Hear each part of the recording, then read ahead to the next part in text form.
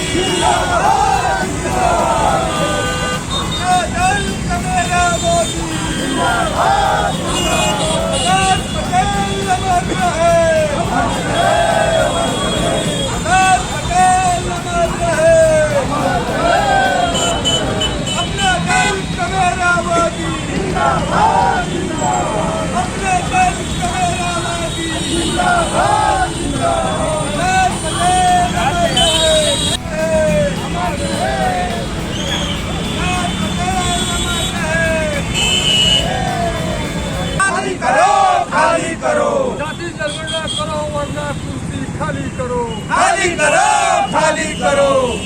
जाति जनगणना होके रहेगा, होके रहेगा। होश में आओ, होश में आओ, होश में आओ। जाति जनगणना तेज कराओ, तेज करो, तेज करो। और अपना दल कमेरावादी जिंदाबाद, जिंदाबाद। जनता को उनका हिस्सा दो। जाति जनगणना होके रहेगा, होके रहेगा, होके रहेगा। जाति जनगणना होके रहेगा, होके रहेगा, होके रहेगा। डॉक्टर पल्लवी पटेल जिंदाबाद, जिंदाबाद, जिंदाबाद। डॉक्टर पल्लवी पटेल जिंदाबाद, जिंदाबाद, जिंदाबाद। अपना दल कमेरावादी जिंदाबाद, जिंदाबाद। देखिए, आज 6 जुलाई 2023 को अपना दल कमेरावादी के जो शीर्ष नेता हैं, राष्ट्रीय अध्यक्ष आदरणीय राजमाता कृष्णा पटेल जी और सिराथू विधायक डॉक्टर पल्लवी पटेल जी ने ये निर्धारित किया है कि अपना दल कमेरावादी जाति जनगणना के सवाल पर पूरे प्रदेश के अंदर आंदोलन पर जाएगी। कल प्रधानमंत्री नरेंद्र मोदी जी का बनारस में आगमन है। बहुसंख्यकों का यह बहुत पुराना डिमांड रहा है कि जाति के आधार पर गणना होना चाहिए, जिसकी जितनी हिस्सेदारी उतनी उसकी भागीदारी, यह तर्ज है। आज हम लोग मलदैया चौराहे पर बनारस के खड़े हैं और यहाँ डॉक्टर सरदार वल्लभ भाई पटेल जी के श्री चरणों का शपथ लेंगे हमारे तमाम कार्यकर्ता हैं। और इस कार्यक्रम में शामिल होने के लिए लखनऊ से चल करके आए उत्तर प्रदेश किसान मंच के अपना दल कमेरावादी के जो अध्यक्ष हैं राजेश प्रधान जी, वो उनका भी आगमन हो चुका है यहाँ पर। उनके नेतृत्व में हम लोग यहाँ शपथ ग्रहण लेंगे और बनारस के हर चौराहे पर आर पार सरकार से लड़ने का हम लोग मानसिकता बनाए हैं और पूरी तरीके से सरकार से यह कहना चाहते हैं कि जब तक आप जाति जनगणना नहीं करा पाएंगे तब तक अपना दल कमेरावादी का एक एक सदस्य आपसे आर पार लड़ाई लड़ेगा और जाति जनगणना करा के रहेगा। नहीं, देखिए, विकास करने का मामला नहीं है। प्राइवेटाइजेशन में रिजर्वेशन खत्म हो रहा है। आप ओबीसी और एससी और उनके घरों और उनके परिस्थितियों को समझने की कोशिश करिए। 70 साल हो गए आज़ादी को, लेकिन अभी तक पिछड़ों को और दलितों को और शोषितों को जो अभी तक उनका अधिकार नहीं मिला। एमपी में अभी प्रवेश शुक्ला नाम का एक लड़का आदिवासी के मुंह पर पेशाब कर रहा था। यह दर्दनाक चित्र भारत जैसे महान लोकतंत्र में जो है यह दर्शाता है कि जाति जनगणना के आधार पर अभी हिस्सेदारी तय नहीं की गई। इसलिए अपना दल कमेरावादी और डॉक्टर सोनेलाल पटेल जी के विचारों और सिद्धांतों के साथ यह डिमांड करता है योगी सरकार से, भारतीय जनता पार्टी के मोदी सरकार से, कि तत्काल उत्तर प्रदेश में जाति जनगणना कराई जाए। देखिए, बुलडोजर से मामला नहीं है। जाति जनगणना के आधार पर यह मालूम होना चाहिए। हम भी देखिए ब्राह्मण हैं, हमको भी मालूम होना चाहिए कि हमारी कितनी ताकत है। मैं पहले से ही कह रहा हूं कि जिसकी जितनी हिस्सेदारी उसकी उतनी भागीदारी।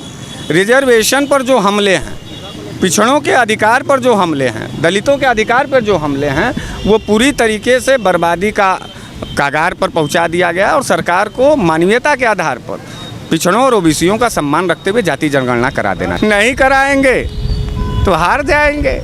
बहुसंख्यक 85% है।